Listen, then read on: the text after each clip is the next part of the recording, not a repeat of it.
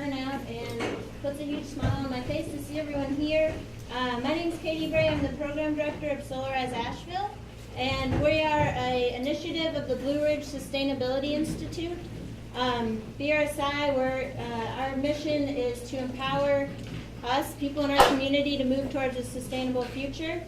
And I also want to thank 3 of our green certified restaurants and solar powered restaurants as well, which is really cool, for donating the delicious food. And they are the Green Sage, Pisana Cafe, and Rosetta's.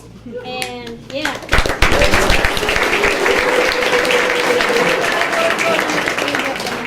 And also Jack's boxes for the compostable plates and cups and silverware. Or not silverware, but utensils. Also want to thank the Beyond Coal campaign just for doing what they're doing and creating all this buzz in our community, and to Emma Greenbaum for helping me get a outreach strategy down on paper for this event, and just being awesome and helping us. And this whole thing will be taped. And by the way, I apologize that there's not enough seats for everyone. I thought about doing a seat rotation every 20 minutes, but that might get kind of obnoxious. So I don't know. If you are able to stand and you're up for a challenge, I'm sure you could do that here. But anyway, this Solar 101 it's filmed by Peter Bresney, Purple Cat Networks, for us, and it's going to be available, yeah, we can clap, on our website as well. And I will say, everyone who, if you do have to leave before the show is over, please, if you want to go solar and move forward with this program, go to our website, www.solarizeasheville.org, for more information. For questions, you can email me, and my cards are back there, or to sign up for the program, you can do that on our website. So I think that's all the housekeeping stuff. Yeah. So Solarize Asheville, I forgot the one to tell you what we are. So Solarize Asheville, our mission is to make solar more affordable for homeowners here, and we've done that by organizing citywide group purchasing of solar PV to reduce the cost to homeowners. We also brought in a financing partner. And then we make it easy and simple for people to go solar through education events like this one that you're all at, and community outreach. That's going to be happening basically from now until mid-October, possibly later. We have 5 more smaller neighborhood-specific events, kind of like this, but much more informal, maybe a little more fun too. And they're going to be occurring in September and possibly October, and the details of that can be found on our website as well. There's a calendar on there that has all this information. But 5 Points will be having theirs on September 26th. It's going to be a solar open homes little mini tour and ice cream social. Norwood Park has theirs on September 24th, and Grove Park on September 18th. And then Kenilworth, Hawk Creek, and Davenport, which is in West Asheville, are to be determined. But just check out our website, or you're on our mailing list now, so we'll get you that way. And I think, without further ado, that's all the housekeeping. So this program couldn't happen without your neighbors, whether you know it or not, driving it forward. And it started in our 4 pilot neighborhoods were Kenilworth, Grove Park, Sunset Mountain, Norwood Park, and 5 Points neighborhood. And these neighborhoods applied to be a part of this program, and were selected based on their strong leadership and organization and interest. And each neighborhood has designated solar coordinators who are the volunteers on the ground doing outreach and also helping with every single part of this program, designing the RFP, selecting the installer, the database, everything. So it's also worked out really nicely that one of our volunteer coordinators from Norwood Park, Matt Monet, happens to be a climate scientist at NOAA and has a PhD in geography, and he's going to start us off with sort of why we're here, the bigger picture of the problem that we're addressing. So Matt? Thank you.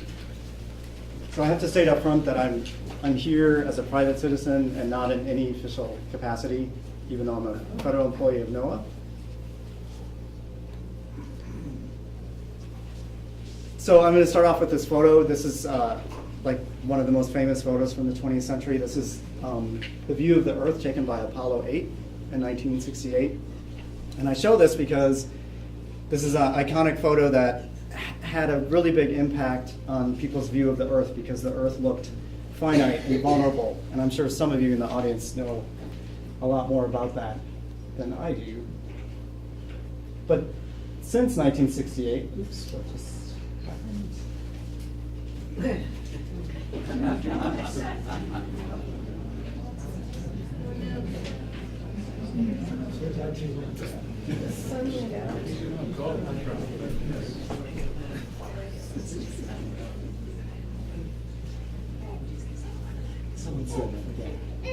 Usually have to do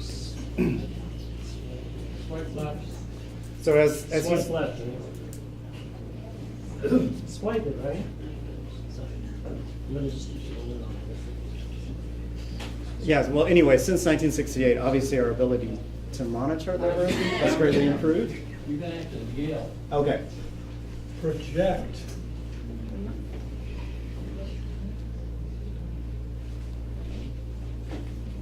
So I'm going to show this video. This is a video of images from the SOMI Earth orbiting or polar orbiting satellite.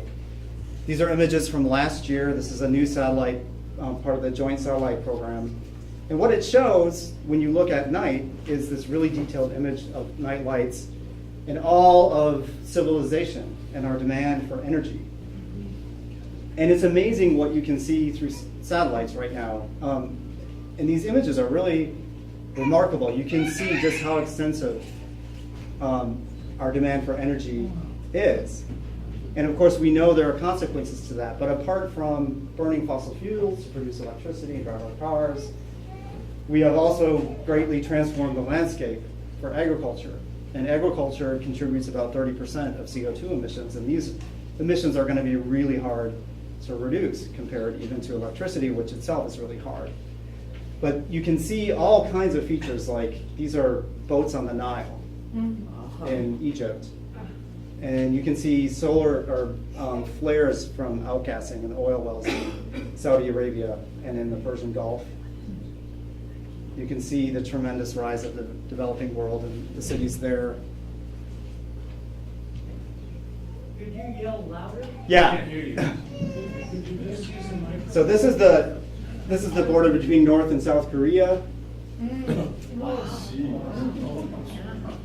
These are fishing boats along an international boundary in the water. These are brush fires in Australia. All of these things are contributing to CO2. Okay, I'll try. So let me go to the next slide.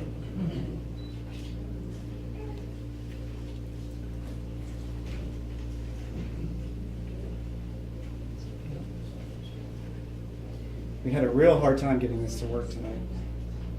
Let me try this.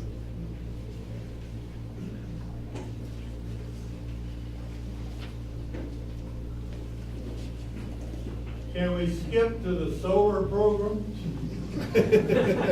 Yeah. You're here. Sorry. Okay, so anyway, our consumption of fossil fuels is enormous. Like, these are big numbers. All I'm showing here is that the relative change since 1990. And the reason I'm showing that is because of the next slide. So here you see this famous Keeling curve. This is the longest continuous measurement of CO2. This is from Mauna Loa, and you can see the consequence of releasing carbon dioxide to the atmosphere. It doesn't all stay in the atmosphere. About 25% goes into the oceans. It's actually changing the pH of the oceans, which is a whole other problem. But CO2 isn't the only greenhouse gas, the only radioactive gas. So NOAA maintains a greenhouse gas index that sort of measures the combined impact of all greenhouse gases. And if you put that into CO2 equivalent, we're more than 400 parts per million. It's actually like the equivalent of 476 parts per million for CO2, which is starting to edge up very close to doubling pre-industrial levels. And of course, there are climate consequences to that.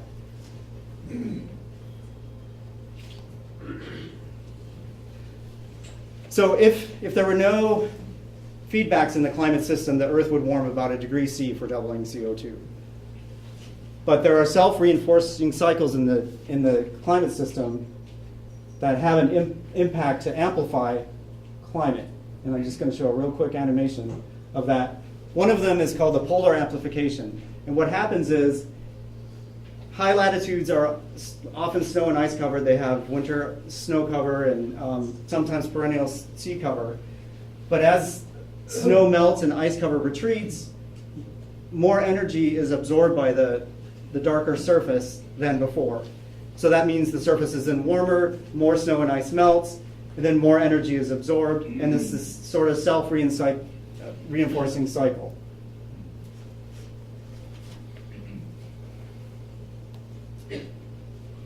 So what many of you have, here I go, sorry about this.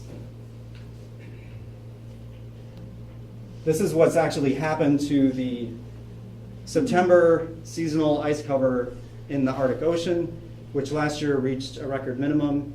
The decline has been one of the most dramatic indicators of global warming out there. You can look at this time series during the period of satellite record, but the declines are historic even on timescales of thousands of years. The previous record had been in 2007, and you'll see a drop down there. And then we'll see the 2012 record. This year will not be a record, but it will be in this family of low points.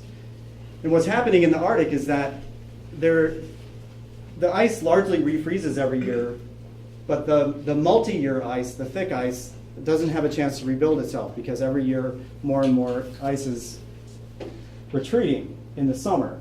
So we have a thinner ice cover. It's one of these positive feedbacks or self-reinforcing cycles. So this graph is a busy graph, and I'm just going to give you the takeaway message. But this is from the fourth assessment report of the Intergovernmental Panel on Climate Change. And what it's showing is the climate sensitivity.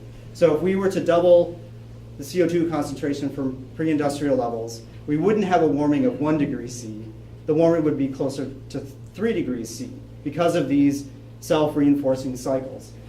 And there's many ways that you can measure climate sensitivity. You can look at past climate change reconstructed from proxy evidence. You can use theoretical climate modeling. You can use the impact of modern volcanoes on global surface temperatures. And all of these estimates on this graph you'll see sort of line up around 3 degrees C. But they have ranges that go above and below that.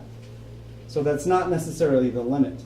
And that's also, I should point out, the sensitivity on the century scale. So like the feedbacks that respond in terms of decades. The longer term, multi-century climate sensitivity may even be larger than that. So at the National Climatic Data Center where I work, these are records that the branch that I work in produces.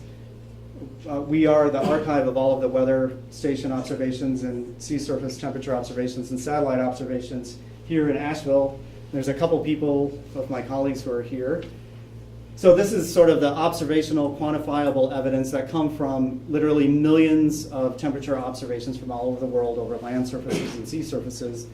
And you can see the trend is up. And so the total change since 1900 is about 0.8 degrees C. So that's the warming. And since 1950, the IPCC has concluded that the majority of that warming has come from human-induced causes, greenhouse gases in the atmosphere primarily. So the warming is not confined just to the global average. This is the same kind of series. So we're looking at time on the bottom and temperature on the y-axis. This is the mean temperature for the US based on thousands of stations. And the trend is about the same. And last year, we had the warmest year on record by about 1 degree Fahrenheit. So that was like a record-shattering year that got a lot of people's attention. And these records go through a lot of scrutiny. We spend a lot of time verifying these. These are very, there are political interest in ensuring that these records are accurate, and so we do a lot of different things to verify their accuracy. But even if we didn't have these records, there's theoretical reasons to believe that temperature should be increasing with increasing greenhouse gas concentrations. This is a figure also from the IPCC, and what we're looking at here are climate model runs where greenhouse gases are not increased in the model, so there are only natural factors causing the climate to vary, and that's in the blue. And the shaded areas represent sort of the range of model runs. The red line, or shaded area, is when you add the human-induced heat-trapping gases, carbon dioxide and methane. And what you can see is, like, around the time that that photograph was taken by the Apollo 8 mission, the climate was essentially diverging pretty clearly from natural variability. And now there are all kinds of climate indicators that are consistent with a warming world. Humidity in the atmosphere is going up. Glaciers, especially mountain glaciers, are retreating. Greenland is losing mass. There's record loss in recent years. Sea level has increased about 8 inches in the 20th century and is increasing about 3.2 millimeters a year. Temperature over land is going up. Sea ice, which we saw in the Arctic, is decreasing. The heat content of the ocean, which is now much more comprehensively measured, is going up. Northern hemisphere snow cover, especially in spring, is rapidly declining. So one of the not so well publicized, perhaps, consequences of this is that the CO2 and the background conditions in the climate are changing so rapidly the climate system can't really come into equilibrium with these new conditions. So we haven't yet realized all of the climate warming that we've already committed ourselves to. There would be warming of about another almost degree Fahrenheit, even if we were able to stop and stabilize CO2 emissions instantly, which of course we can't do. So this is my last slide. These are scenarios, emission scenarios and modeling results for different trajectories of CO2 emissions during the 21st century. So this line shows the half a degree warming that we would expect in the coming century if we were able to stabilize CO2 levels at levels that they were actually in the year 2000. So you can see that temperatures just slowly creep up because these greenhouse gases are long-lived in the atmosphere. These other scenarios represent trajectories much more similar to the paths that we're on now. And in fact, this one is if we were able to stabilize emissions by the end of the century at about 550 parts per million for CO2. The path we're on now follows these lines much more closely, where we're not reducing emissions, we're actually accelerating emissions a little bit as developing countries start to use more fossil fuels.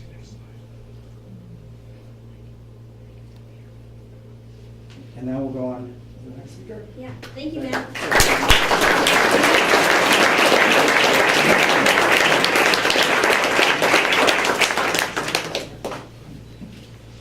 Okay, thank you.